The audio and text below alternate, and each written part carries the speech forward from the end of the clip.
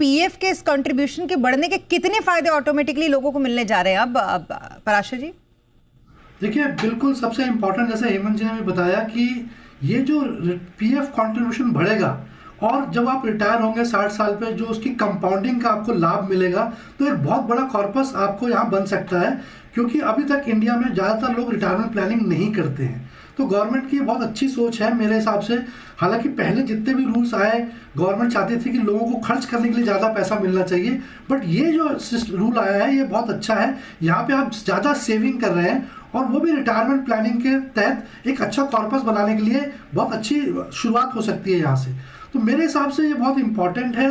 और लाइफ में आपको रिटायरमेंट कभी ना कभी तो होना ही है, कोई चाहे या ना चाहे। जब आप क्योंकि और रिटायरमेंट के बाद it's a mother of all goals, क्योंकि आप मान लीजिए 25-30 साल जीते हैं, उसके बाद 40 साल जीते हैं, तो आपकी इनकम कहाँ से आएगी, आपका खर्चा कैसे चलेगा। तो सबसे बड़ा गोल जो है फाइनेंशियल प्लानिंग में वो रिटायरमेंट प्लानिंग है। बाकी सारे गोल्स इसके आधे हैं। तो आपको 25-30 साल अपनी लाइफ बागबान जैसी नहीं करनी है, तो ज़रूरी है कि आप अपने रिटायरमेंट कॉर्पस एक अच्छा कॉर्पस बनाएं।